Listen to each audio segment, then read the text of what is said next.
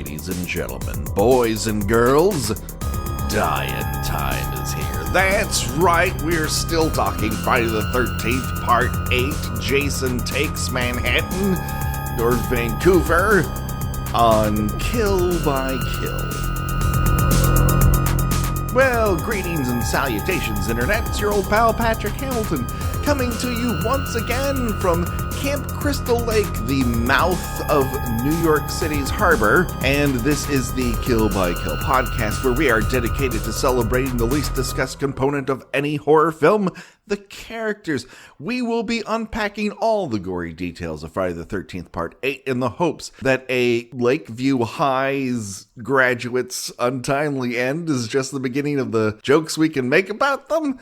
Oh, teenagers. This is the first time we've ever had to deal with teenagers, and it's the worst. Hey, folks, it's the Kill by Kill podcast, and normally I would be introducing the only person that I trust to help me on this naval voyage, but unfortunately, and I am deeply saddened by this, Gina Radcliffe is unable to join us for this episode. Listen, I'm as sad, mad, and upset about it as you are, but the good news is that we are not alone. We have two excellent guests to help us make our way through this arduous journey across a lake, if such a thing is possible. Our guests for this podcast, you might know them from their own show, which is dedicated to watching every modern film adaptation of a Jane Austen novel, regardless of budget or taste. From Excessively Diverted, it's Beau North and Sammi Campbell. How are you doing, ladies? Hello, Patrick. Hey, Patrick. So glad to be here at Camp Crystal Lake. It's a little chilly. Yeah, for June, it's a little on the nippy side, as they say. There's a lot of heavy sweater work going on here. Lots of chunky knits. Absolutely. There's a lot of layers going on, and insanely high-waisted pants. So both of you are very steeped in what are modern adaptations of classical things. And I know Sammi had mentioned a few times, oh, I'd like to be on the show. And I kept saying to her, you're booked. You just don't know it. And I was saving you for this movie because, stay with me here, we have a situation that I feel is some sort of Paramount executive's idea of adapting a classic. We have a young woman who is haunted by her past, and she is lorded over by a caretaker, which is her uncle. So there's a weird family dynamic, and then you have an introduction of another mentor, and they're struggling between the two, and there's a romance no one wants to happen. What I'm telling you is, I think they thought this was some sort of classical novel adaptation. And this is Mansfield Park, which you've just described. Uh-huh. Yeah. Okay. So I like this where we're taking this, because I hate this heroine as much as I hate Fanny Price. Yeah. And the hero is just as bland as your everyday Edmund Bertram. So this actually works out really well. Patrick, you are inspired. An inspired choice. Our final girl is supposedly possessed of a talent that no one wants her to exhibit, and none of it is ever demonstrated. She's just a human flesh bag with hair. With amazing hair, though. The hair is incredible. So much of it. It's piled on top of there. In fact, everyone has an excessive amount of hair, as if they were fed some sort of secret hair growing formula just before coming on set. Everyone who ever worked on Headbangers Balls kind of like, wow, their hair game is on point over there on the Paramount lot. Yeah, the hair is really notable. Last night when Beau and I watched this together, we were just like, so many times we're just like, okay, but the hair right now is so good.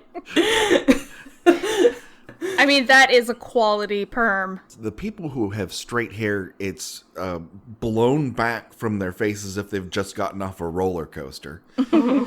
And those with curly hair, it's just piled on top as if it's an overflowing bottle of champagne. It's just, it's incredible how much hair is going on here. Before we get too far into it, of course, let's do a bit of housekeeping. We have a tradition here at the Kill by Kill podcast. We always want to know from our guests, where was the first place and film that they encountered the Friday the 13th franchise? Why don't we start with you, Beau, first?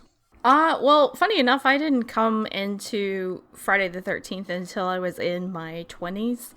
I, of course, cut my teeth on Nightmare on Elm Street and, kind of your darker horror movies like Exorcist and Rosemary's Baby and The Shining. My dad is a big horror fan, and I kind of grew up watching horror. And Tales from the Dark Side was like a weekly tradition to sit down and watch that. So I kind of came into adulthood having somehow never seen any of these, and funny enough, it was my ex-husband that got me to watch the first Friday the 13th movie, and we watched the first one. I was like, is there more? You were surprised at the bounty that you called down upon? No, not surprised, but it's just because, growing up in the 80s, you sort of have this peripheral awareness that, there's a new Jason movie out, and, Jason's a big Halloween costume, and but it somehow had managed to scrape by all those years and never see a single Friday the 13th movie until I was, I would say, 22. I think it's one of those things that people assume they might have seen at some point because it's so steeped in our pop culture ephemera. It's right. How it seems to go. Sammi, how about you?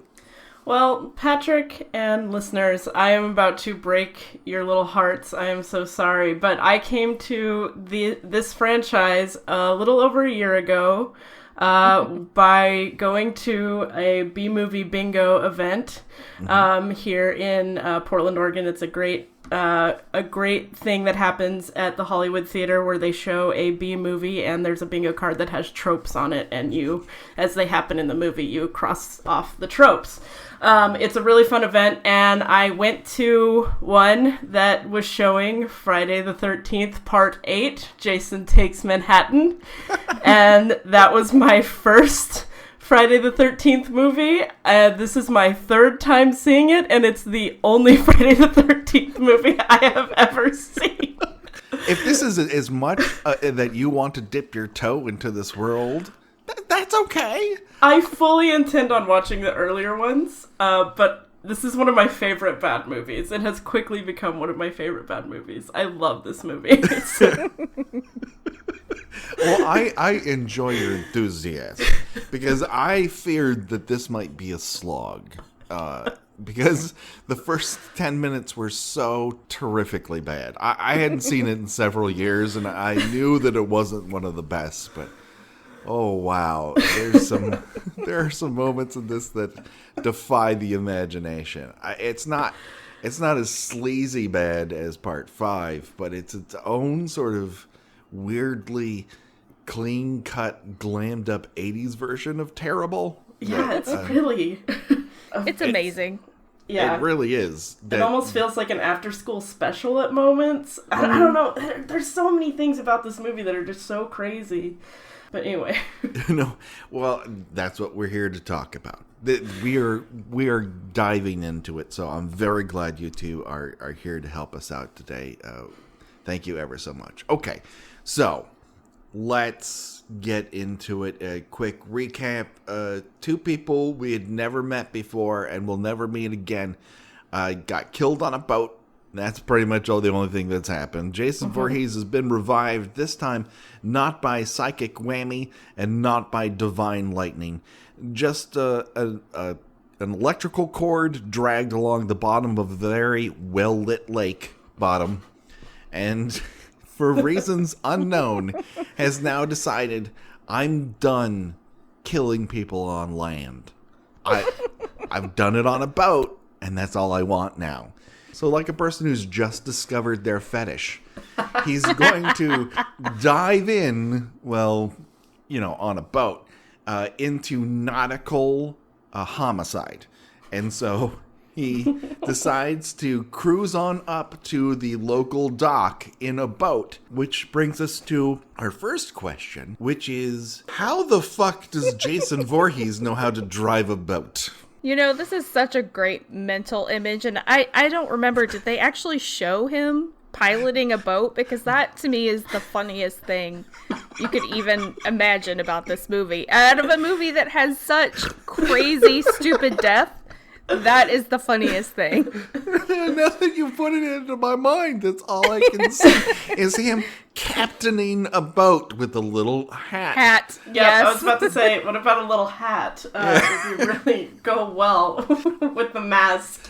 Dressed like the captain of Captain and Tennille, motoring up with a giant wheel, like Popeye the fucking Sailor Man. So the first thing I noticed is the awesome name of this boat that they are going on, the Good Ship Lazarus. Oh, movie. They've ascribed so many different skills to Jason over the years, most of which have been just, stalking or things you would learn from a raccoon, the creatures that raised him. But him driving a boat is such a ripe mental picture. The only thing we haven't seen him do is make a car do the Tokyo drift. But has he ice skated? Not yet. Okay. I mean, everyone talks about having a Jason in the Snow movie. Like it's a holy grail, but I mean, that's not a terrible idea. No, there are no terrible ideas when it comes to Friday the 13th No. movies. Now I'm all excited for Friday the 13th Tokyo Drift. Listen, Toronto Drift, Sammy. Get it right. Oh, yeah, I'm sorry. We don't have the budget for Tokyo. No. But we don't even have the budget for New Jersey. If it gets Han back in the movies, I'm all for it, because he's my favorite character. So, as we usually do at this point, let's do a quick body count and let everyone know who's still alive. Everyone is still alive in this movie. So many people. We meet a cavalcade of human cattle, just pushed onto screen, and we're instantly told we're supposed to care about them, regardless of any sort of content or character beats or dialogue that might make us go, oh, that person's nice. We just meet them. So let's get it started. First off, we have our designated final girl, Rennie. I do not know if she is named after Rennie Harlan. I thought about that every time her name came up. When he would say, "Where's Rennie?" I'd say, "Harlan." It's like in my head. It's a very unique name that I've only ever heard ascribed to Nightmare on Elm Street Part 4 and Die Hard 2 director Rennie Harlan. So I guess, I don't know. This is a very weird area, because Friday the 13th is not known as a teenage stalker. Right. Teenagers have never been a big part of this franchise. Well, it's been young people in their 20s, college age or older. So for all of a sudden, for it to become this high school slasher thing is supremely odd. So they're trying this on, I suppose. Like, this is what the kids are into. They want to see high school kids get killed, and so they're gonna go like, oh, all right, I'll try. So like that awkward, slightly older gentleman who walks into a very hip nightclub, it all seems out of place. Yeah. Rennie is a young woman that every character in the film is extremely concerned about. Absolutely everyone we meet has an opinion about her.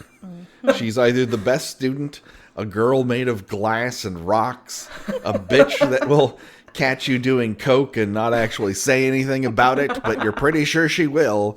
Everyone has something to say about Rennie, as if she is the sun that everyone else's planets orbits at all times. And she's so uninteresting. I mean, she just really, all she does is walk around with a blank look on her face, and she has a dog. And those are the most interesting things you can say about her. Yeah, and, well, Rennie, we're introduced to Rennie she's having a discussion with Miss Van Duren, I believe her name is, Yes. who drives her up to this boat, to the dock, and you assume is her mother, but it's actually a teacher. I don't know, we can get into that, but then before she disembarks, she hands... Miss Van Duren hands Rennie a box, and Rennie's like, "Oh, you didn't have to get me a present," and she opens it, and it is this silver antique fountain pen, and she says, and Miss Van Duren says, "Stephen King used this in high school." And I'm just sitting there like, what the fuck? I don't know when Stephen King got into a time-traveling DeLorean and happened to pick up this pen. Yeah. But kudos to him for doing it. This is all done to project onto Rennie that she is a brilliant writer. Something we almost never see her do. We are never given an example of her writing, an example of how great a student she is. She is not learned. She is we're just told things about her. She is never given a chance to demonstrate anything. Stuff just happens to her. Yeah. She never initiates anything, and it is a real letdown for a series which has had some pretty great female characters in terms of even side characters. They drive their own stories. And this is one of the first times outside of part 5 that we just have characters who, they have a box next to them that says boyfriend, bitch, side character, guy who gets hit in face. Yeah. And they just we need to make sure we have 16 speaking parts, otherwise we can't be classified as a movie. And they made sure they showed up to a set in Vancouver. It's yeah. Rennie isn't even articulate. I wouldn't even say. I'm trying to remember a line she has, and she barely has lines. She exists. She's just there. Yeah. I mean, light doesn't pass through her, so we know she's real. But outside of that, I kept trying to come up with jokes, but she never exhibits She anything. gives you nothing. No. Yeah. And I don't believe this is actress's fault. This script and the filmmaker they don't care. As a result, we don't get a lot out of that, her relationship to anybody else. She's just this football or dog toy that everyone keeps yanking on back and forth. Oh, no, she's my girlfriend. No, she's the ward of the state that I'm in charge of. No, she's my best student. And she has no agency of her own. She doesn't exert herself towards any particular, person or any particular role. She's just, okay, I'm your niece. Okay, I'm your student. Okay, I'm your girlfriend. Whatever. She doesn't seem to want anything. She would like to be included. Maybe she wants to be included in the class trip. I don't know if she's being forced into it or not. Because it really does seem to be her teacher's idea that she get on this boat, even though she's supposedly deathly afraid of water. Well, she sure is excited to hike the 22 stories up to the top of the Empire State Building. I'm sorry, the Statue of Liberty. The Statue of Liberty. Hike. Yeah. Hike. She's gonna hike to the top. That's it. Yeah. Yeah, you strap on a rucksack, right, and you get on some quality hiking shoes, and you make sure to bring some carabiners, and you don't forget a granola bar. You gotta keep your energy up. A walking stick, a bandana around your neck. These are all things you need to hike Sherpa, the Statue possibly. of Liberty. Yeah. Read Wild first. This does not come off as June, which is typically when people graduate high school. And now I spent some time in Jersey, so I know that the weather can change, on a dime. If you don't like it, just wait 5 minutes. But this seems stormy and rainy and exceedingly cold for when people normally graduate high school. And very mountainous for New Jersey. I guess there are, but man, those are the rugged peaks of New Jersey. Yes, the Rockies of New Jersey. It's amazing. Mountains that we've never seen before in any other Friday the 13th movie. But then again, this film posits that there's a lake that connects to the Atlantic Ocean and thereby New York Harbor. That's how it works. You know, and that's the other part of the whole Jason captaining a boat, is that it went from Crystal Lake to the ocean, no problem. He's like, hey guys, sorry, I'm ready for the senior class cruise here. Mrs. Van Dusen or Colleen, I'm not entirely sure what to call her. I'm sure I'll call her many things before this is over. Is not beloved by Rennie's caretaker, her uncle Charles, and I don't know. You sort of get the impression that Charles is a vice principal or principal, but then he's also referred to as a biology teacher later on. Yeah. Yes. So I'm not sure if it's one of those, because it's such a small town, they've got like a 2-room school going on. Well, they've only got like 5 people in their senior class, so. That's right. You can going through the yearbook is kind of like everyone would get their own page, and it's still a pamphlet.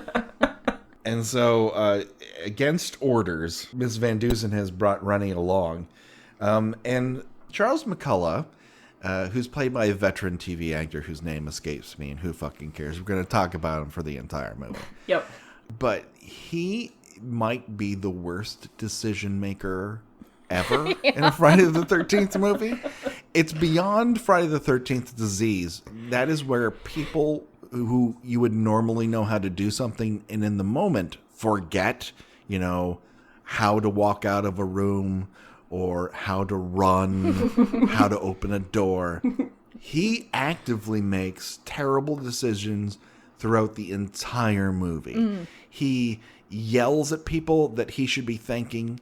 He chews out people that he should be accepting of. He is a terrible individual in almost every single way, and he cannot pick up on social cues at all. There's so much smarm in that package. He's like a year's worth of old Gawker articles walking around on 2 legs. He is deeply unpleasant. Yeah. Just absolutely terrible. And like Patrick said, Rennie is ostensibly scared of water, but we don't really get to that for like another 20 minutes. It's just like, why is Rennie here? She shouldn't be here. I can't believe you're doing this. You're putting her through this, without like the context of Rennie being scared of water. It's just like, she's afraid of things. And then like later she has a conversation with him, one of her lines of dialogue, very few. She's like, I just wanted to face my fear because I don't even know what I'm afraid of. And I'm sitting there like, I don't fucking know what you're afraid of, Rennie.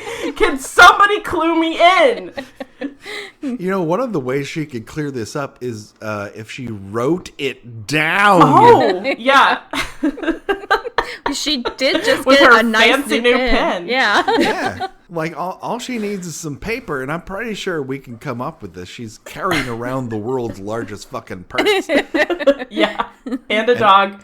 And a dog. And a dog who apparently is psychically connected to her, but also psychically connected to Jason Voorhees. I'm just going to go out on a limb and say the dog was absolutely my favorite character in this whole movie.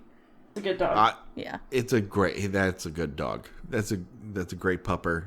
And she gives good face. Yes. Or he. I'm not entirely sure. I don't need to put gender onto that dog. Yeah. But great eyes for the camera. Rennie is wearing the highest waisted pants that aren't overalls I've ever seen. Mm-hmm. Yeah. And she's also donning a vest made out of rugs that eventually would be used as carpets on every episode of MTV's Unplugged. I don't know that there's a well-costumed Friday the 13th until we get to Jason X. They have to go into a fucking spaceship for people to be dressed appropriately. Yeah, there's a lot of costuming notes that will continue to come up. There's so much side-eye from Charles and everything. He's like an episode of RuPaul's Drag Race. Oh my god. I don't know what they're trying to project. Menace? Exasperation? Incompetence? You're right. It reminds me a lot of the old Archie Comics version of the principal. Oh, Mr. Weatherby, yeah. Yes. He's just... You take that stuffiness and then you keep stuffing it full of other stuff to make it more stuffy. They have this conversation where Colleen goes... Charles says, listen, she doesn't know what she wants. And then Colleen goes, well, I don't think that you are the best person to say what she wants. And this then starts this ongoing theme throughout the rest of the film, which is parents being super disappointed in their children. Oh, man. Yeah, and I think the next scene after that conversation is just another one that is like just a banner moment as far as parents being disappointed. With Sean and his dad. Yes. So Captain uncomfortable. Dad. Yeah, Admiral, Captain Dad. Admiral disappointed in you And his is not super great at raising children. Where he is, listen. Do they have a family business of captaining a little bit better than tugboat level boats? Sammi had some really great observations when this exchange came along, because she's like, you know what, Dad? I'm on my senior vacation. Maybe I don't want to captain the boat. Yeah, so we've got a little bit ahead of it, but basically what happens next is, like, we meet the captain of the ship, Admiral whatever, and he is speaking with his son, Sean, who is a senior on this trip, and he goes, okay, I've got a surprise for you. And then he hands him a sextant, and he's like, you're the captain of the ship.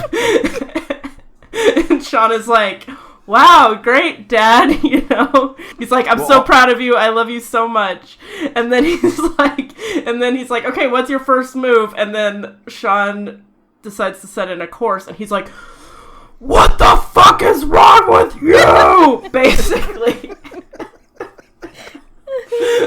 He's so angry that he's gotten the sequence of arbitrary things wrong. Yeah. And instead of going, this is something every parent has to watch out for, that your desire to teach your child a lesson doesn't become you yelling at them for getting things wrong, because they will never learn a lesson that way. It's the most ridiculous way to teach a child anything, is to yell at them for how wrong they are and then blow a giant horn whistle. Well, I think it's definitely, just based on the very uncomfortable expression on Engineer Jim's face, he's learning a lot from this exchange about what not to do. Yes. Yeah.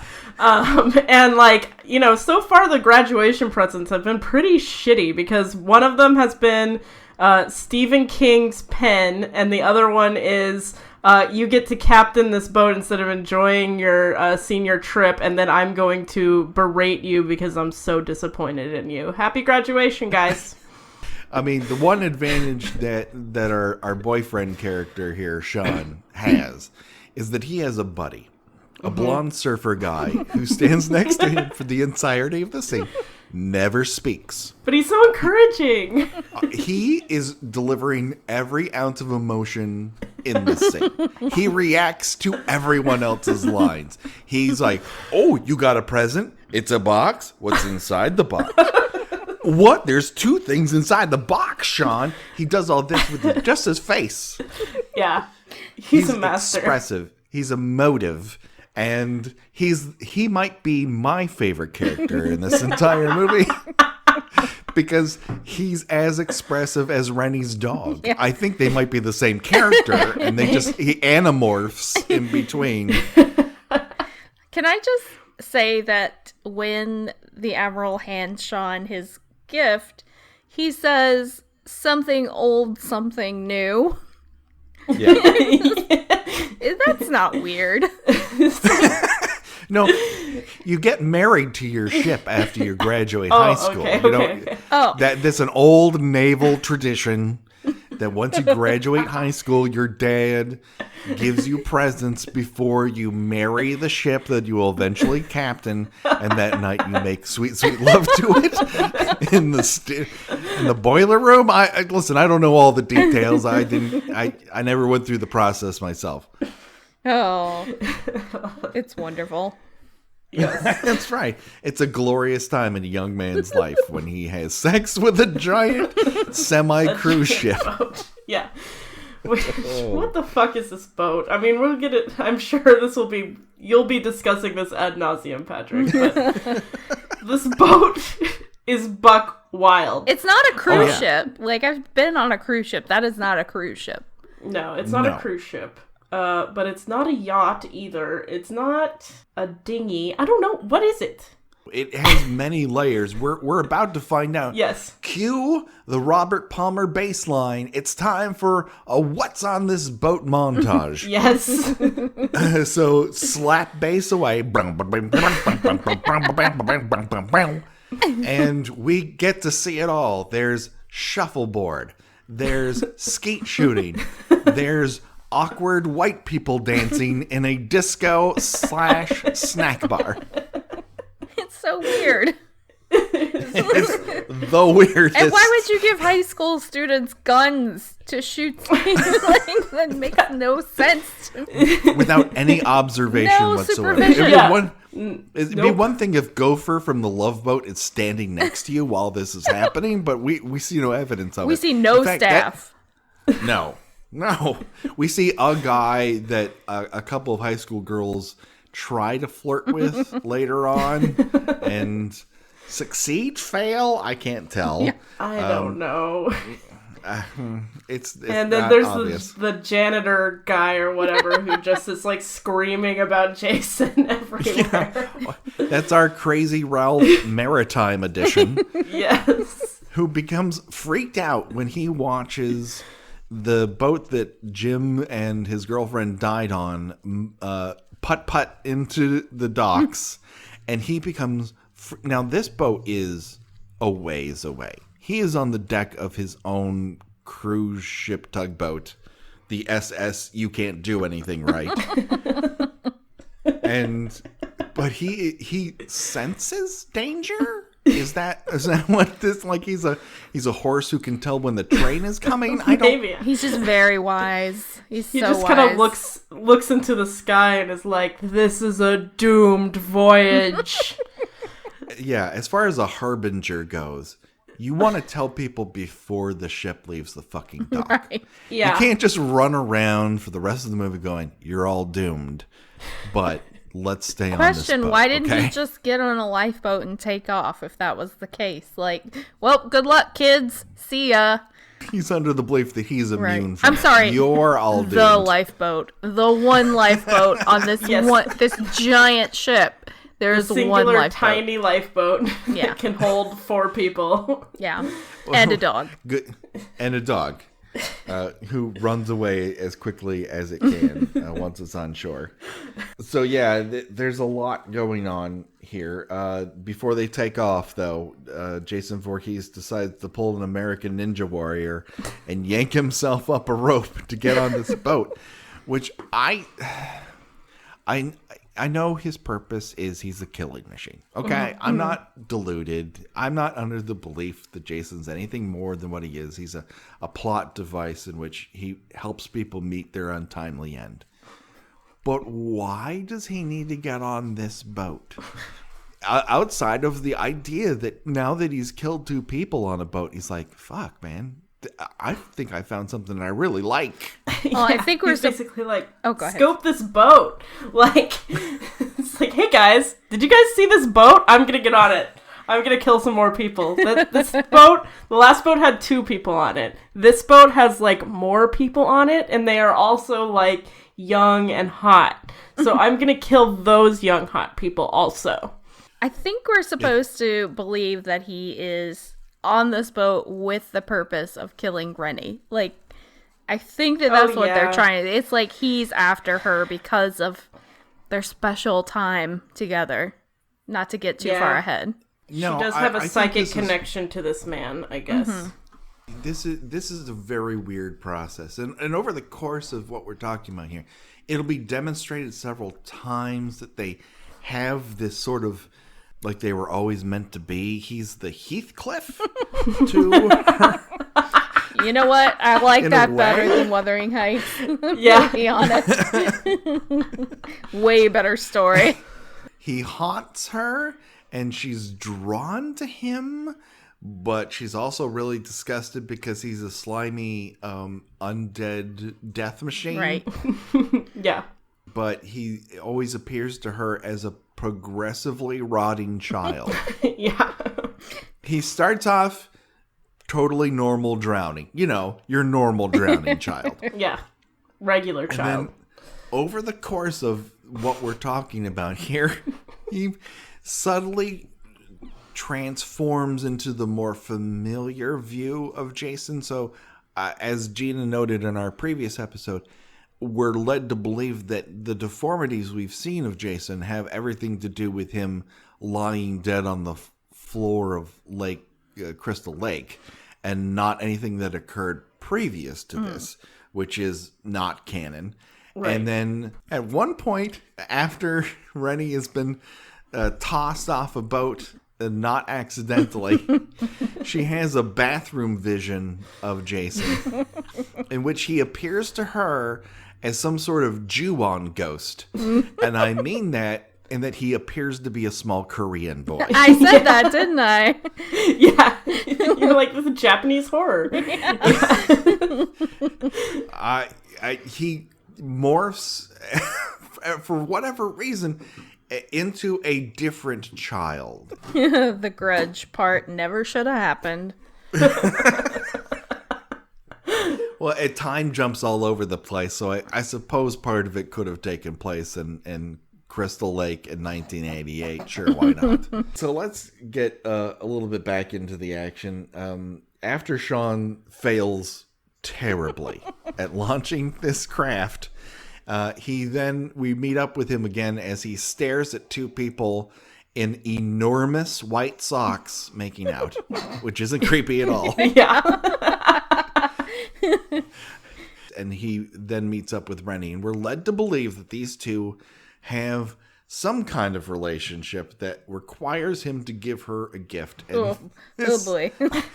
And his warm-up to that pitch is, here, I got you something stupid. Well, he's not wrong. Yeah, it was an accurate representation of what he got her.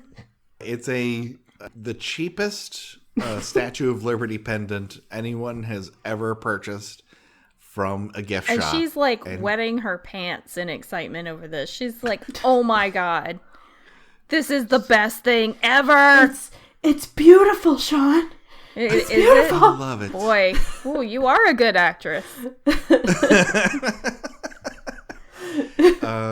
Yeah, she presents her neck so that he can immediately and awkwardly, it almost looks like he's tying it on instead of using the clasp.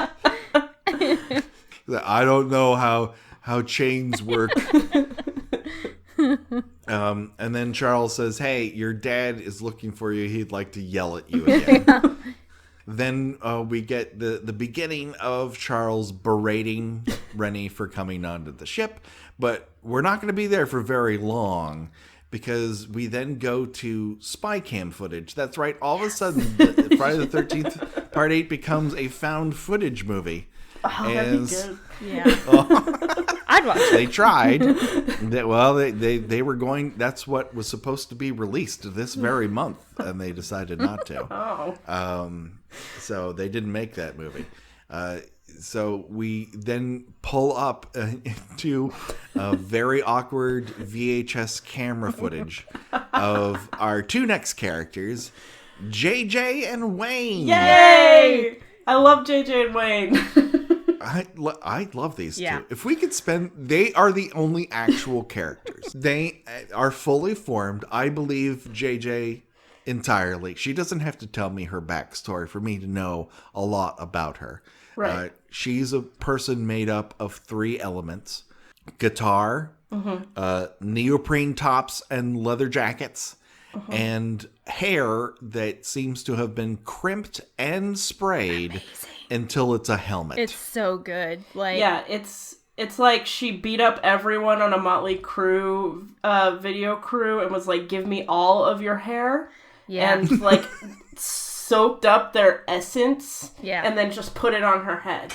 It's fucking incredible. Yeah. It's so good. I can't overemphasize how good JJ's hair is. Yeah, with us and JJ, it was pretty much love at first sight. And then, you know, I believe one of our first lines is something about, you know, I'm going to take my axe downstairs. And I'm just like, oh, honey, don't call it an axe. Don't you know what movie you're in?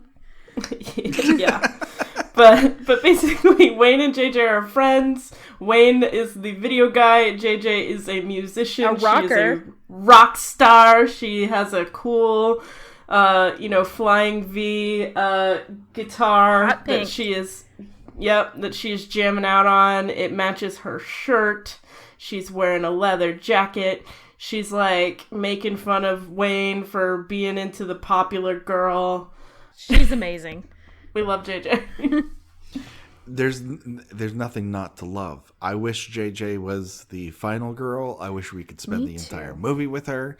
And why Wayne is immune to, maybe it's one of those things where they're your best friend and you don't realize it and you're stupid in high school. But these two were, I don't know, JJ could do better than Wayne. Mm-hmm. Let's put that out there. This is a clear-cut case of some kind of wonderful happening here. Yes, exactly.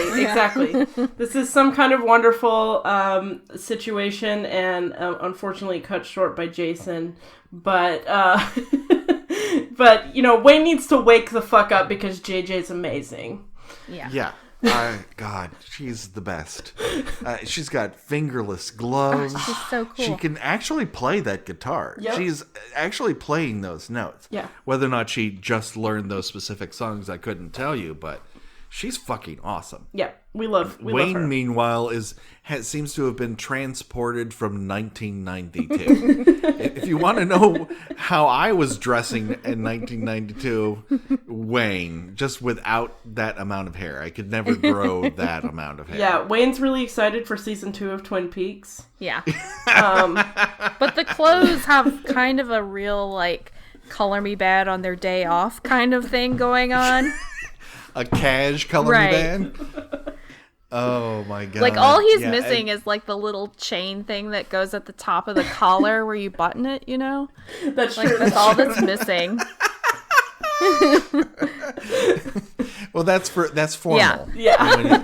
And sadly, they never got around to the formal on this trip. The formal color me bad. Yeah. And JJ would like one thing. She would like Wayne to come down to the bowels of the ship and film her rocking out on the guitar. It really is. The acoustics in there are amazing. Yep. But Wayne has other plans. He has been conscripted to make a... He's creating graft. I don't know. He's performing some kind of sting operation with the most popular girl in school. She has a very designated scam that she's going to perform later on, and she needs Wayne's camera talents for this. Yeah. They don't ever really talk about it ahead of time. We're not privy to that, and the timing of it is very suspicious. Yeah. But we'll get to that. JJ tells him he's acting like an asshole, and he's like, yeah, but my penis says this is what I want to do, so I'm going to do it. So very accurate. Yeah. This is the realest moment in the entire movie. There's a great exchange between them where she's like, Tamara's a jerk. Like, why are you hanging out with her? And he's like, she's sexy. And JJ goes, this guitar is sexy. And he's like, whatever. And then she like rolls her eyes and just goes down to the bowels of the ship. I love JJ. Gone too soon. R.I.P. Yeah.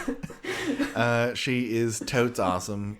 She also knows her way around the ship. She does not have to be told. She doesn't follow any sign. She just immediately knows. Oh, where would Freddy Krueger hang out? I know where to go.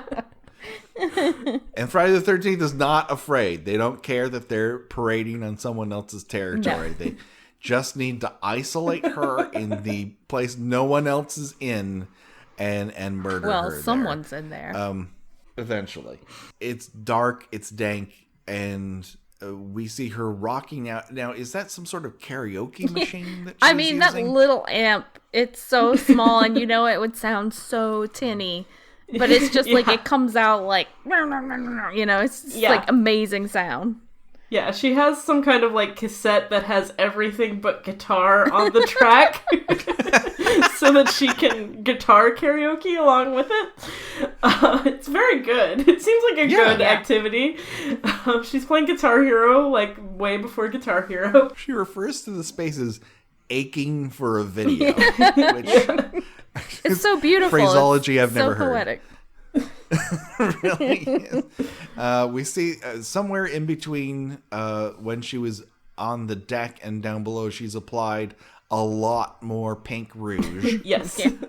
Man, I'm telling you, she is dial MTV ready. She knows how to color coordinate. She really does. And then Jason descends upon her in the loudest way possible. Jason's stomping down metal stairs behind her, like directly behind her. This is not so much tap dancing as it is pounding your feet on stairs. Like a child having a tantrum. He's just very insistent. Crazy Ralph Maritime Edition happens to hear this, reports it to no one. And this is the first instance in this movie of something that is just fucking egregious.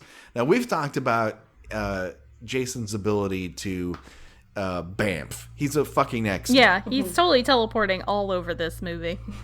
This movie is so much worse than anything else. The other films could almost be explained, but here they go out of their way to give you the impression that Jason Voorhees can teleport, because there's no other explanation for his ability to transcend time and space, like his hockey mask is a TARDIS. Right. Because to JJ's credit, she is one of the few characters in this movie who sees Jason and runs instead of just standing there waiting for him to kill them. And saying, no.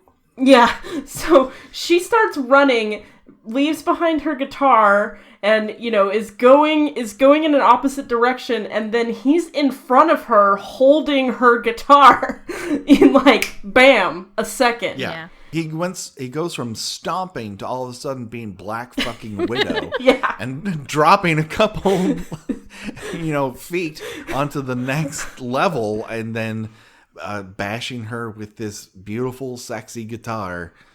I'm sorry to see JJ go. She'll be missed. It's a real tragedy. But at least she died doing what she loved. Running from a madman. Yes. Yeah.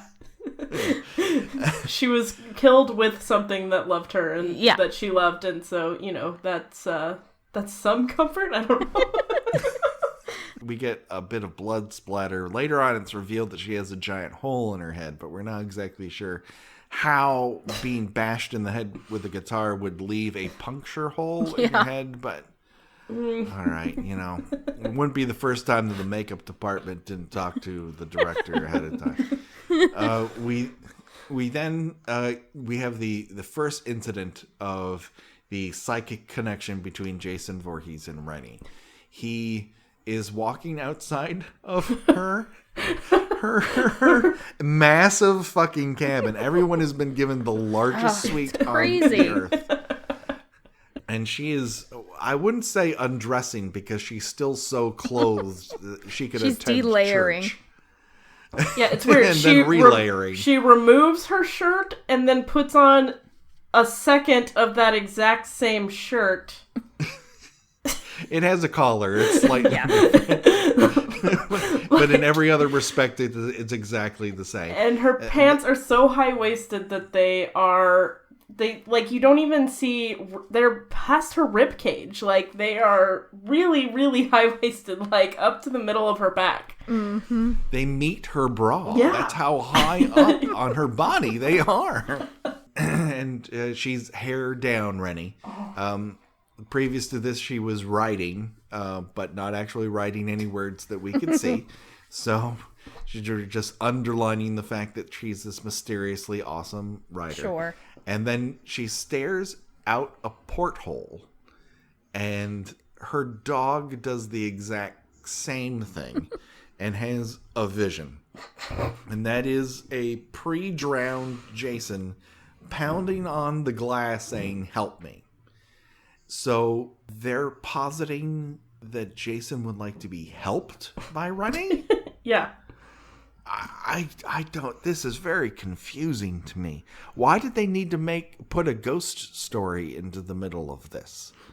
I don't know. It's so weird. And like Sammy, you were saying last night, just like, what are we supposed to do with this? Are we supposed to feel sorry for Jason? Are we supposed to be like sympathetic towards him, but then also scared of him? Like, I don't understand what they're trying to do with this like drowned child thing. Yeah, because a lot of this, like, throughout the movie, you know, not only is there your but there's lots of, like, "Mommy, help me. Yeah. Don't let me drown, Mommy." And it's weird. Like, Yeah. There's a lot of effort put into by this movie of seeing Jason as a small child, which, you know, I've said I'm not familiar with the other Friday the 13th movies, but it doesn't seem like that's exactly the tone that the other movies really take on. No, this movie is grafting on. This is a soft reboot of the idea of Jason. Right. Yeah. I can't say it's successful. I can't say that it's unsuccessful. Yeah. Yeah. It's just like one or the other movie. Like, you want him to be little kid Jason, fine. You want like big hunk of big swole, you know, killer Jason, that's fine too. But like, don't try to do both. We then cut to two more characters. We have Tamra and Kelly Hugh, who would go on to be in X-Men movies and the Scorpion King. Yes. She's the one person who comes out of this unscathed to the point that she has a career. Everyone else's career will die as a result of appearing in this movie. And they are watching through a skylight. You know how boats have skylights. Sure. Two guys boxing on a 12 by 12 mat, which is not regulation. And there's a crowd of guys all on one side of the mat. And these guys sort of circle one another. And we meet Julius. He's our athlete. He's our jock character. Mm-hmm. And he relentlessly pounds this unnamed person in the head with jabs up until the point that person sees the girls up in the skylight and grins like a fucking idiot and gets knocked out as a result. And then Julius stares up and was like, "You see what I did? You see how I sucker punched that guy?" Yeah. Thanks, ladies. They don't seem to mind that at all. No, that is a turn on for them. They like cruelty. They're like, "Wow, he's so violent and cruel." I mean, that is a turn on for Tamara. Yeah. This is her bag. We have now picked up a new late in the series trope for Friday the 13th. In the previous film, we had Melissa. She was our first mean girl character. And obviously someone at Paramount was like, "Oh my God, that's a great idea. We need another mean girl character." And so they came up with Tamara, who is dressed like she is the love interest in a Whitesnake video. A Whitesnake video, sure. She is draped in weird gold costume jewelry. And yeah, her hair is done almost to the point where an air cannon went off in her face and then they aqua-netted her. Yeah. And her friend who's with her is wearing backwards suspenders. Yes, crossed across the boobs. Which is not how you wear suspenders. That's never. I came of age in this time, so I would remember if we ever wore suspenders in that fashion, and we did not. Well, Beau, what you don't know is that Kelly is the third member of Criss Cross. How silly of me. So she wears everything backwards as a statement. She is not one of those silly little fads like Another Bad Creation. She's her own thing. She's New Jack swinging it all over the place. It's good. It's really good. That was so comfortable. Yeah, it was great. He really does. And she's not flat-chested, so I'm just like, that's not the best way to No. To display or treat the girls, to be honest. No. And it's also not the best way to hold up your pants. It's Another Bad Creation. Yeah, Yes. I'll go on record with that. Okay. They love this. They love watching cruelty. They think, well, I mean, Tamara does. I don't get a lot of, let's put it this way for Kelly Hu's character. She's not projecting a lot of confidence when it comes to, boys, I like penises. Right. They're the things that I want. We're really getting the vibes here. That Kelly is much more into Tamara. Yeah. And listen, I don't blame her. Everyone likes a terrible person in high school. You fall under the sway, I get it. I get it. Everyone tells her she's the most hottest girl in school. And, I mean, to be fair, she is fairly hot, so... Yeah, I mean, if she could make it in a Whitesnake video, she's nothing to sneeze at. Kelly is not only using those suspenders. It's not the only method to hold up her pants. She's also wearing an additional belt. Yeah. So she's very well hemmed in. They unsuccessfully flirt with the deckhand, who we do not see again for a long time. Right. We then cut to Uncle Charles berating Wayne and his future prospects. And Uncle Charles is looking for Rennie because senior predictions started 5 minutes ago. What? Who does my that? question... What the fuck is senior predictions? Do either of you two know what that is? I mean, we did something like that, like the day before graduation. There's like a big assembly kind of thing, and it's supposed to be funny, but it's not something that we would do like on the senior trip. Like on the senior trip, you're graduated, you're done, you're just there to drink when you're too young to be drinking. So no, I have no clue what senior predictions are, but it's where your classmates like come to a consensus, like they write a prediction about what you'll be like, how your life is going to go. You're gonna end up Sammi, you'll end up writing for a newspaper in Des Moines, Iowa, or something. Got it. Something horrible like that. So got it. Well, that's fun. But, no offense to journalists in Des Moines, No, Iowa. sure. I'm sure that you're doing a great job. but like Right. my question is like, if senior predictions started 5 minutes ago, is anyone attending? Because we've got all these dudes watching and participating in boxing. We've got Tamara and Kelly fucking around up on the deck. We've got Wayne being a creep, creeping. JJ's dead. Sean is probably getting yelled at and verbally abused by his admiral father. right. So is anyone participating in senior predictions? Or I'm beginning to think that senior predictions are Charles and Rennie sitting in a room and Charles telling her, "You're never going to go anywhere. You're afraid of everything." Yeah, that sounds so plausible for that character, though. And she would just, and Rennie would just take it. She'd be like, "Oh, I guess you're right." Ugh. I'm only what other people say I Yeah. am. We then cut back to Tamara and Kelly Hugh, whose character's name I'm going to have to learn eventually, but it won't be today. And they're the second time in Friday the 13th franchise history where we see cocaine. This also happened in part 5. So my new working theory is that when cocaine enters your Friday the 13th movie, it sucks. They're very bad at snorting cocaine, is the other thing. yeah. they don't know how to hold it.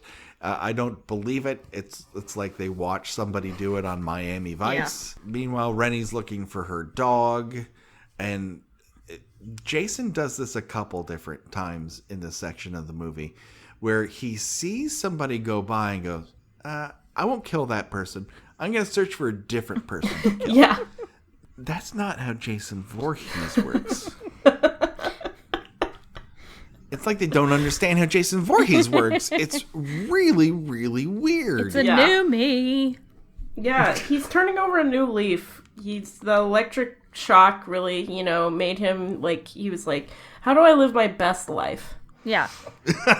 Be more selective. Yeah. Mm-hmm. Yeah. Yeah. Well, they're all trapped there, I suppose. So it's his buffet. Yeah, he can just take his time. He'll get around to them eventually. Charles walks in on Tamara and Kelly Hugh doing cocaine, and then tells Tamara, hey, you owe me that science project. Okay. So present it to me on a fucking boat. She's graduated. Exactly. They would not let you go on this trip if you were not graduated. And who does homework on a boat? The only reason for it to happen is the setup for the scam that they're going to do later on. But there's just other ways to do it. I mean, he could say, you're in trouble, you're confined to your cabin, and I'm going to make sure you're there in X amount of minutes. Right. And that would be it. Yeah. I don't know. In the meantime, we cut back to the dude who got his face pummeled by Julius. He is taking a schwitz. This 35-year-old high school student? Yes. Jason saunters up killer POV style and grabs a hot rock in his cold, clammy, waterlogged hands. And in the meantime, this guy is carrying on a conversation with a towel over his face. Yes. And he's like, oh, hey, Julius. Why does he assume that it's Julius? Okay, I have a theory about this. I think that these two probably have done fights before, and maybe they have an after fight ritual that they take a steam together. That is a perfectly rational explanation. I don't know. He also says no hard feelings, as if he won, but he didn't win. Yeah, no, he got knocked out in the face. Yeah. So is he saying I have no hard feelings about being knocked out in the face? And if so, he needs to phrase that better. But he might have a concussion. So there's that.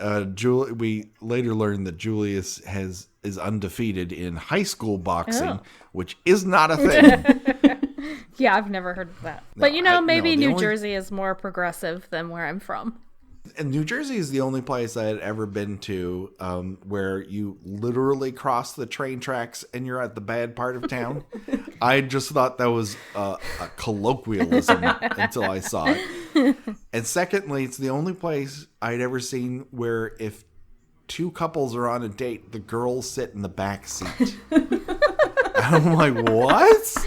Why is that a thing? Why would you want to sit and talk to the person you're on the date with, not the greasy loser that I could talk to at school all the time? That is really weird. That is very weird. Yeah, so whatever. Jason walks into the room and shoves a hot rock in the guy's chest. This was amazing. I laughed so much watching this because not only does Jason shove a hot rock into this guy's stomach, into his abdominal cavity, but everything inside of him catches fire from the heat of this rock. It is amazing. Yeah. As the rock is going in, there are literal flames coming up from his gut, and then later when they pan out, the rock is in the center of his chest, so then you're like, what happened? And there's blood pouring, but I'm like, if everything caught on fire, wouldn't it be charred? Wouldn't there be some cauterization happening there? But no, it's just it's so great. Yeah, it's not the makeup department's finest moment. No. I don't know if it was a difference between an insert shot or they reshot it to make it look less grisly because it's an MPAA thing. Who's to say? We'll never really know for sure. but, R.I.P.D. rando dude who got bludgeoned. Did we never even knew his name. No, we don't need to know his name. He doesn't have a character. Death by Hot Rock. Characters in this movie don't have character. Hot Rock. Hot Rock recipient. Hot Rock recipient. Oh, boy. Yeah. One of my favorite things about that sequence is this is yet another time in this movie where we see Jason work really hard at inserting a deadly object into somebody else to the point where you're like, oh, this is for a movie that is ostensibly always sexual. We're now getting into a really weird place. We're seeing him struggle to do this. Right. I know I'm supposed to, but it doesn't feel right anymore. Yeah. It's getting a little long in the tooth. Yes. And he thought, like, on a boat, like, this is going to reawaken my love. And, so... Needs a little bit more counseling before it's going to work out. It's just become like... Communication. It's just like habit now. He just does it out of habit. Right. It's muscle memory. Like, he just does it because it's what really everyone not in expects. it. And no one initiates but Jason. So... Yeah. He has to do all the work. Well, I wonder if this is the direct result of what happened in part 7, where he finally met somebody who could give as good as he could give in a psychic opponent. Now, Tina is able to make his brain explode, is able to squirt gasoline on him, can smash him in the face with lights. That sounds amazing. And the whole time...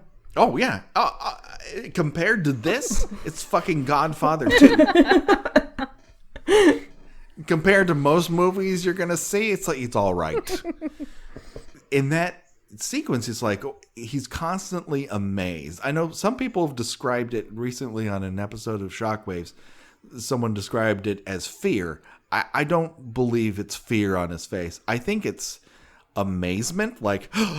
I always dreamed it could happen to me, that someone would want to kill me as much as I can kill them. It's a real Hannibal, Will Graham kind of vibe.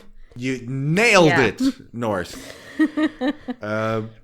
So now after that, now that opportunity for love and fulfillment is gone, he's trying to, replace that void with getting on a boat. It's isolated. Like, this isn't the normal place I kill people. Maybe it'll be thrilling.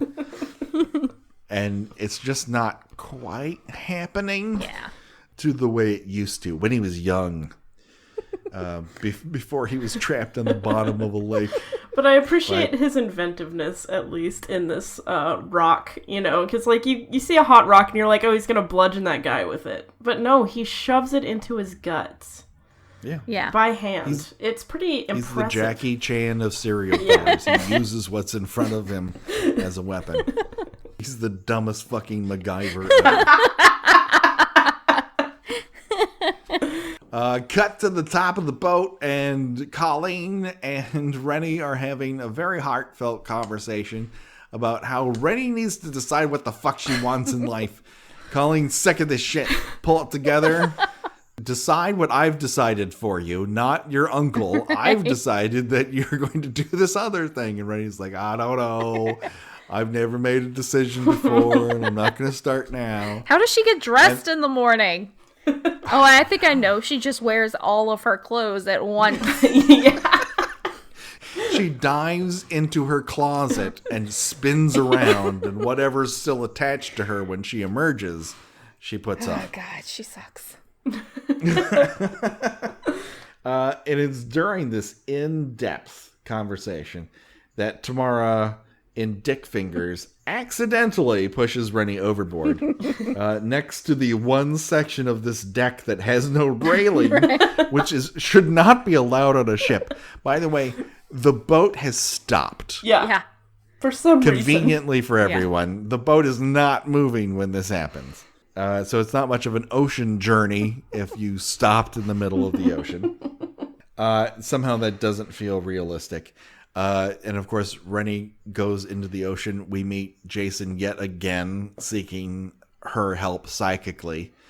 Colleen throws over a life ringy dingy thing. Yeah. What is that called? Life preserver? Lifesaver. I like life ringy ding ding. Yeah, that's canon now. Yeah. Yeah, listen, man, I have a merit badge in sailing. I know all about boats. Very good. But she completely fails at even catching that. She just kind of flops around, and I think Sean, doesn't he jump into the water and saves her? Thank God. They're all wearing so many clothes that I assume that she's weighed down in one spot because of all of that clothing. Sean does the proactive thing. We actually see him do something. So congrats to the screenwriter. You made a character do something. Wow. He rescues her from her watery grave and Jason's, and they both go up a rickety wood ladder. And this is where everyone starts telling Sean, the guy who just rescued a girl from the icy cold waters of whatever body of water they're in, go get me some towels. Get away from... No one says thank you. Yeah. No one says... Oh my God, thank goodness you were here and you proactively fucking did something while we stood around. And it was like, hey, go get us some towels. Yeah. He needs some towels. Send the two people who aren't doing anything to go get some fucking towels. This is a pattern of behavior with Charles that will continue through the whole movie. Not agree with anything. How dare you save her life? Go get away from her. I mean, this is like the whole movie. This is his character. Yeah, in Charles's world, no one ever looks at Rennie. No one talks to Rennie. Rennie doesn't do anything. She doesn't go anywhere. Nobody says words about or around Rennie. And, you know, she just needs to go into a closet and be quiet for him to be happy, I think. Yeah, she's Mr. Glass from Unbreakable. Yeah. Boy. Once Colleen sends Sean away, the man who rescued person from the ocean's depths, to go get towels, she cradles Rennie in her arms and says, "Want to talk about it?" What? What? You want? Why? What are we having? There's no better time for a heart-to-heart than a near-death experience. Do you want to talk about it? Oh, God. She didn't just have sex for the first time. She almost drowned. Oh, my God. Colleen is a weird character. Like, I think we're supposed to like her, but I just don't. Well, and that relationship is mad inappropriate, right? Like, that's one of her teachers, and she's like, go on this senior trip. Here's this boy you like. Do you want to talk about this near-death experience you just had? It's like, back off, lady. You're her you're just her English teacher or whatever. Some kind of teacher. I don't know. Give her some damn space. It's like she's trying to live through her. Yes. And she's as manipulative as Charles is. And the only excuse Charles has is that Rennie is a blood relative and he's court mandated to care for her. She's just this rando who knows her through schools. Like, I'm going to tell you how to get away from that Charles. And then you're going to do everything I say instead of everything he says. Yeah. Oh, God. They're all terrible. Yeah. It's super weird. It's such an odd decision for a Friday the 13th movie to have this custodial struggle. Yeah. Like Kramer versus Kramer versus Jason Voorhees. Oh, God. She also says, have you ever considered like swimming lessons? And Rennie responds, well, it's not that simple. So are we now led to believe that whenever Rennie is near water, Jason is summoned? Oh, God. Like it's that app. How does she shower? I don't know. What does she do in the bath? What happens when it rains outside? It's so weird. So she like did the ice bucket challenge. Jason was like, "Whoa, help me!" in the middle of it. Yeah, she does the ice bucket challenge, and it's like, "Mommy, don't let me drown." I'll ignore him. Is he in every cup of water she's delivered at a restaurant? I mean, you would think at that point that she's just like become accustomed to it or whatever. She can kind of like brush it off as like, oh, that's just my weird neuroses. Yeah. I'm just haunted by this drowned boy who I've never never made any effort to decide why this is happening to me. You can't get to 18 years old without with like no interaction with water. Right. It's just like, it's so stupid. Ostensibly, since this incident, she's been seeing Jason, and he's been haunting her every time she's in a body of water or near a body of water. So she'd be used to it by now, right? Like, she'd be like, oh, there's that weird wet kid that's like, help me. I can only think about it in terms of my life. Now, my dog is very well trained. Mm-hmm. But every once in a while, he will not signal that he needs to poop before he just does it. Right. Like his body says, I got to get rid of this right now. So the time that we were walking along Hollywood Boulevard and he just behind me stopped and started taking a crap on the star of Frank Sinatra.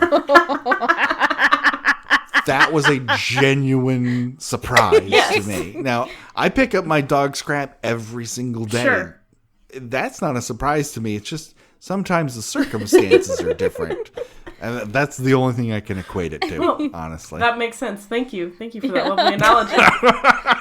Yeah, great anecdote. Rennie then is so rattled by this experience that she instantly dries off with those 2 towels that Sean brought to her, goes into a bathroom to wash her hands, because what she needs right now is more contact with water.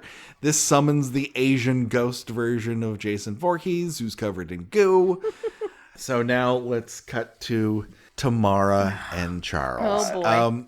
Charles has come to Tamara's room for this mysterious after graduation science project. Okay.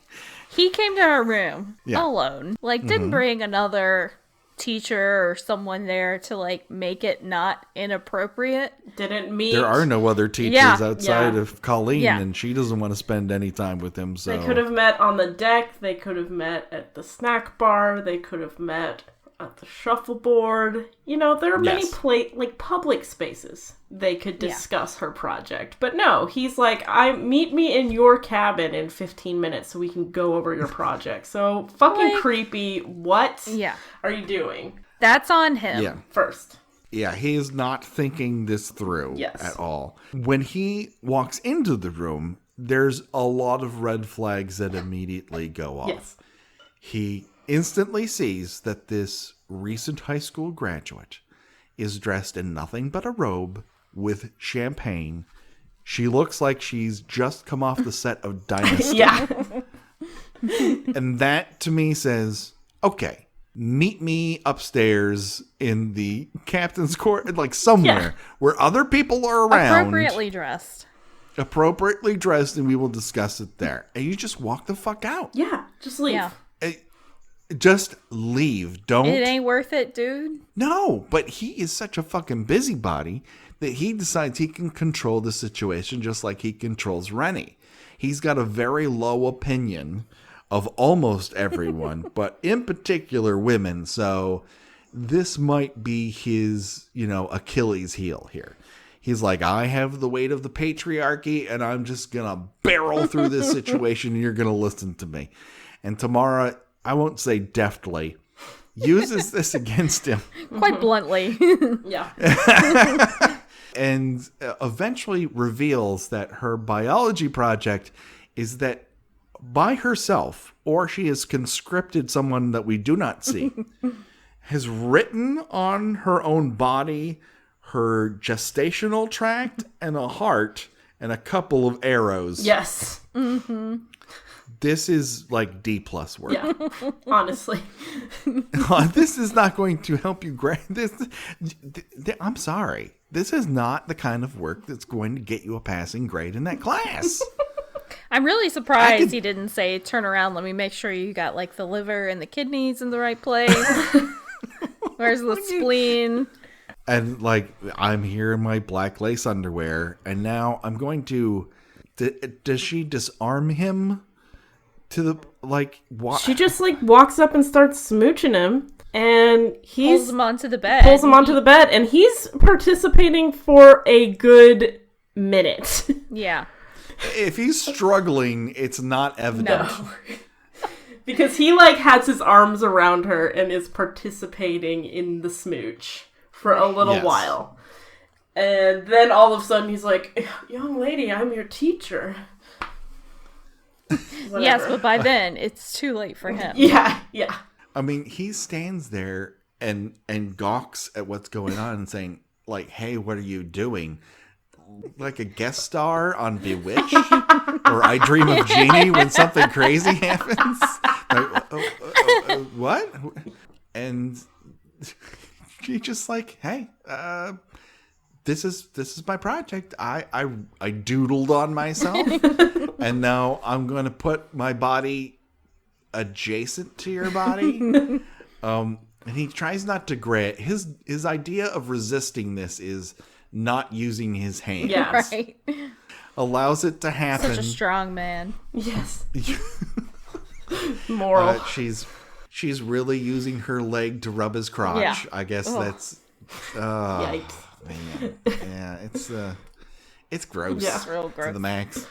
But Wayne manages to capture part of this on a very large VHS tape. It's like it's extra large or something.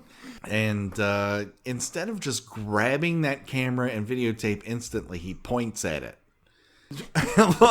When he looks back at this as he's dying later on, he's going to say, oh, I could have done this better.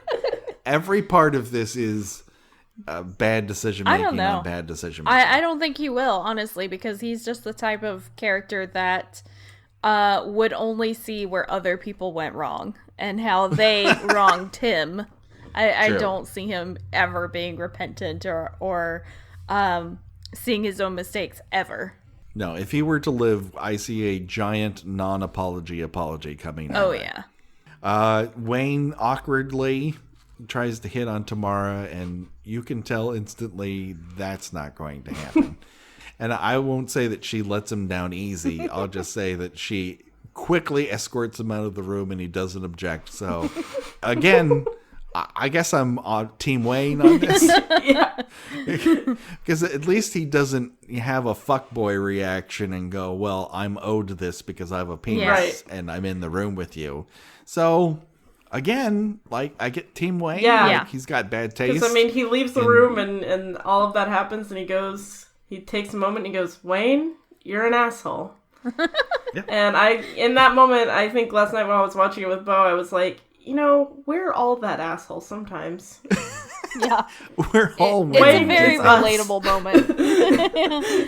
I mean, he won my heart by not once saying, but I'm a nice guy. Yeah. So, He's just like, well, fuck me then. All right. It's a swing and a miss, and he's like, I'll try better next Right. time. And you're like, okay, all right. This is finally someone who's rejected in a Friday the 13th movie acts appropriately. Slow clap for Wayne. Jason, just watches him walk away and going, never seen that before. he lets him go because, good on you, dude. Yeah, like, he's hey, like, all right. Good job. For once, someone doesn't act like an asshole. I'm into it. Yeah.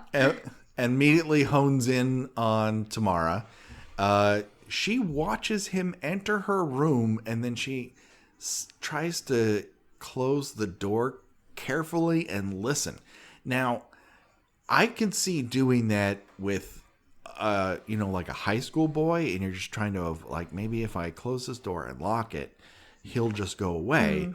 But this guy is a wet zombie with a hockey mask on. Start screaming. Yeah. Right. Start screaming immediately. Right. This is nuts that she tries to outlast him hiding behind a hollow door on a ship. Yeah, she's like, well, I just got out of the shower. There's a creepy guy there. I'm gonna close the door because he definitely didn't come in expecting there to be a person, like...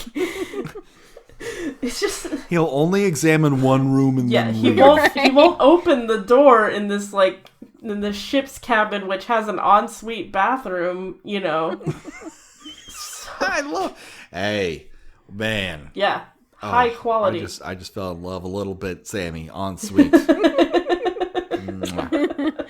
Perfecto. This bathroom, by the way, is the only part of the ship that looks like it belongs on the ship. Yeah. Like, it is the only part that was like, oh yeah, I believe that that's a ship. Yeah. Everything It's else... gross. Yeah, it's like dingy and gross and ship-like. Yeah. Yeah, she should be wearing shower shoes. in there, Definitely. for sure. Yeah. This is the only surprise scare in the entire movie. He bursts his hand through the door because, again, Jason Voorhees hates entryways. He loves to burst through He's doors. all about shortcuts. It's like, man, fuck Yes. this door in particular. Yeah, he does not like it. He throws Tamara's stunt woman double into a mirror. She performs the stunt naked. Good on her. That's hard to do. This is the only well-directed action sequence in the entire thing, so round of applause. And then she cowers in a corner, screaming, covering herself up with a towel. Jason then picks through the broken glass. Casually. I mean, this takes fucking forever. And she's just sitting there the whole Yeah, time, I mean, she like, could just run waiting. easily. Run. Yeah. Run your ass out of the room. She is closer to the door than he is. Yes. And he's obviously distracted, looking at himself in shattered glass. Like, you might not be successful, but you'd get a lot more by attempting to leave the room than just crawling up into a corner and making yourself a ball.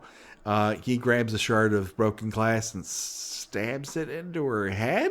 Yeah. Yeah. I guess. It's not really clear. Yeah. Just that the image, when she's later discovered of her with the mirror kind of right under her face, like a cocaine mirror, is, very subtle. But you don't really see... I don't really remember exactly how he applies the glass, as it were. He applies the glass. I like that. Direct to the forehead. So, R.I.P.D. Tamara, we Guess. did not know you very Barely well at knew all. I mean, but hey, you had a terrible biology project. Yep. But you successfully made out with a middle-aged man, so...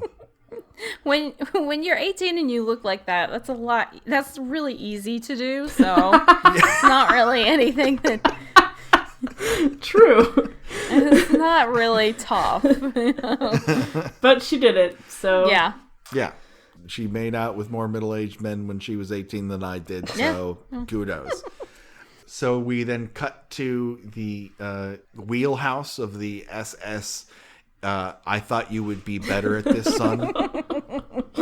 Oh man, this conversation this is scene. so good. Yes! So good. Love this scene. So we have Ensign Jim and Captain Dad. And Captain Dad asks Ensign Jim, do you have a kid? And he's like, yeah, my son's 19 months old.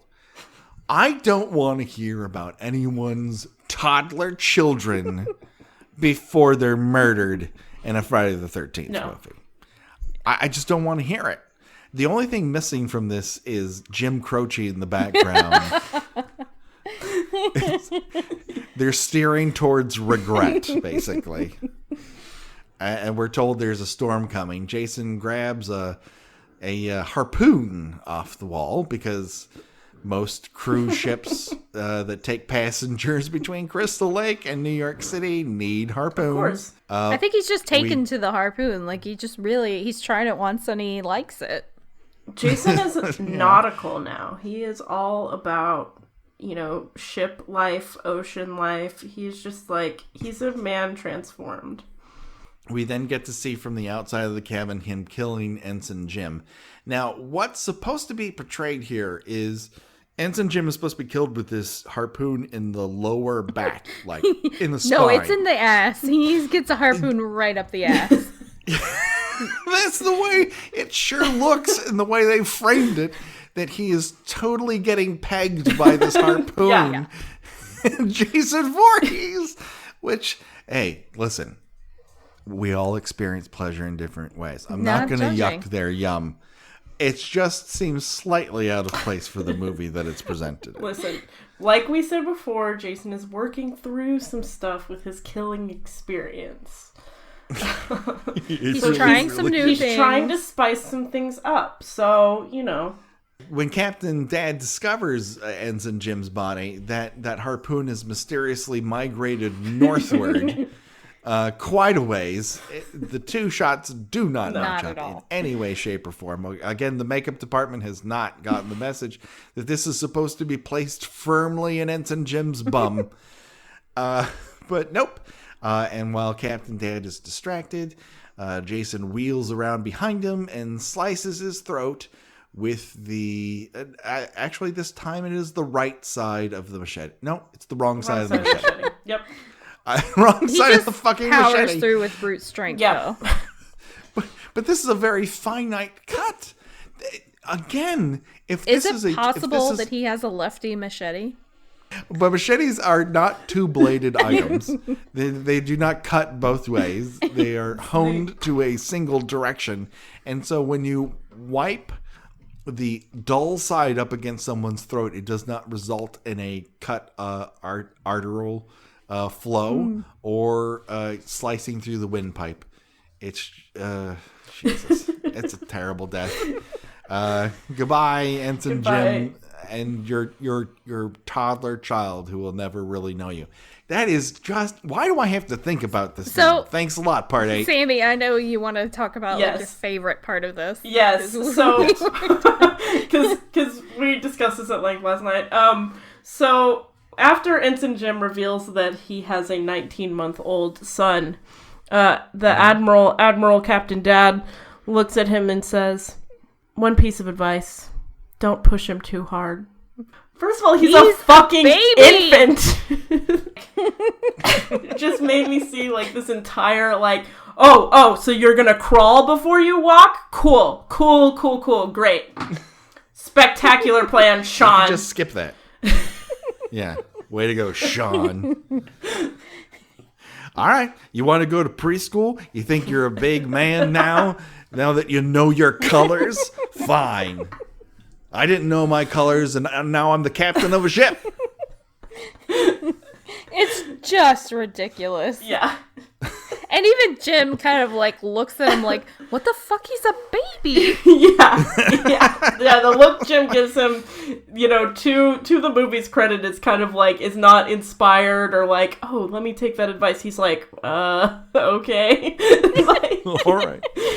Cool. It might be the most self-aware moment of the entire movie, and it's really good. Aye, dumbass. Yeah. It's amazing. Oh, man. This movie is terrible. And so, believe it or not, we have reached the other side of our journey, at least for this part of Friday the 13th, Part 8, Jason Takes Manhattan. A quick update. We have not reached Manhattan. Nope. And as a result, it is time for America's least discussed game show, and that is Choose Your Own Death Venture. We are going to decide, of the deaths presented in our section of the movie for this particular podcast, if we were forced to die in that manner, what would we choose and why? And so, Sammy, I choose you to go first. What say you? Okay, well, I thought a long time about this, but I think I'm going to go with the hot rock in a sauna. For many reasons. One, he has a towel over his face and he doesn't see Jason coming. Two, he's relaxed. He's, loosen up. And everybody knows that when you're relaxed, like, injuries are not as severe. Because, like, things hurt less when you're relaxed because this is science. Because, like, flexed muscles hurt more or whatever. I don't know. He's chilling. He's having a good. He's bouncing back from losing. So I can just see, just hanging out, relaxing, and then all of a sudden there's a rock on fire in my stomach. Not the worst way to go out of things presented. Although I do have a weird fear of dying naked, and that part does, make me uncomfortable, but I think I could handle the rest of it. All right. This is sound reasoning. You also have to participate in a boxing match before this happens. That's fine. I could see it. Okay. I could see that happening. Yeah. Listen, you're prepared to brawl. That's I wouldn't put it past you. You're a tough cookie. Okay, Beau, what say you? Well, I'm just gonna. There's really no choice for me. I want to go out like JJ. I want to go out rocking. I want to go out looking my fucking best, like JJ did. I want to go out with Maximum Rouge, with hot pink, pleather, all of it, the amazing hair. Like, yeah, she died, and she was scared in those last few minutes, but damn, she looks so good. True. Well, you lived fast and you left a good-looking corpse. That's the way to go. Now you're gonna have to die in a boiler room. Well, I mean, I figured that's gonna happen either way. So that is the trajectory that my life has been on from Jump Street. Gotcha. All right. Well, I guess that leaves me. And if I had to go in one of these ways, I think I'm going to choose Tamara's death. Not so much because I enjoy the cowering element of it, but just that I would be clean. And a good head stab will take you out pretty fast. True. So I'm gonna go with head stab. That's granted, and plus I'll be super high on cocaine. Yeah. That's true. It's the best. I might not feel anything. Yeah. That's the way to go. Listen, I mean, think about it. She is tweaked out of her mind on blow, and yet she's able to do all that self-art on her body. And she was very focused. Maybe that helped her out. Who's to say? Oh, Tamara. What are we going to do without you? Apparently, the rest of the movie. That's it for this particular edition of Friday the 13th, Part 8. But before we go, we want to hear from both you, Sammi and Beau, about where people can find out about you and your podcast. Where can they do it? Well, we have a Facebook page. It's Excessively Diverted. Look us up there. We have links to all of our shows, and you can find our feed there. It's just we've gotten into some pretty silly episodes lately, but God. If you're really into, like, you want to see the bad movie aspect of it, I mean, you can go back. We have another episode coming out this coming Monday, which, let me see, sorry, the date is the 23rd, about a Mormonized series based on what if all of Jane Austen's characters were friends that lived in Salt Lake City and were Mormon and also super fucking unpleasant. So that's our next episode, and it's just a lot of yelling. Yeah, and we consumed some alcohol while watching this, so it's... You had to. I don't know how that episode's gonna be, but we had a lot of fun making it. Did we? I would say we had more fun watching this movie than we did. We did. For sure. But yeah, Excessively Diverted. It's a fun show. You don't have to be super familiar with Austen's works to enjoy it. Right. Yeah. But we are on iTunes and we're on Stitcher as well. Yep. Excellent. Check it out, people. It's excessively diverted. Find it wherever you grab podcasts from and rate and review them as well. Hey, speaking of that, if you want to spread the word of Kill by Kill farther, if you like the show, please rate and review us on iTunes. If you give us a 5-star review, please let us know what your favorite kill is in all of the Friday the 13th series.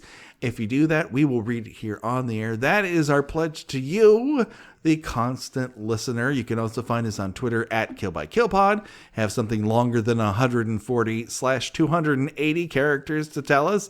Email us at killbykillpod@gmail.com. Also, Instagram, KillByKillPodcast. That will do it for today, but don't worry, the body count continues. We have something special happening on Halloween for all of you killers.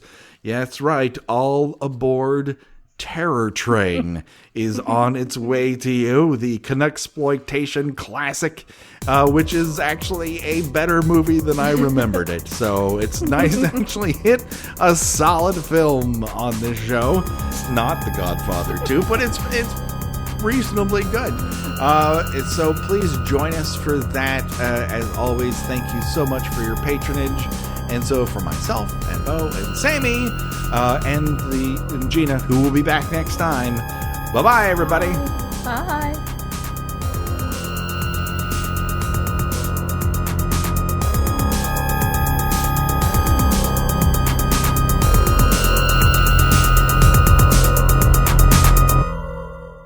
Kill by Kill is produced by We Write Good and is intended for entertainment purposes only. Friday the 13th is owned by Paramount Pictures.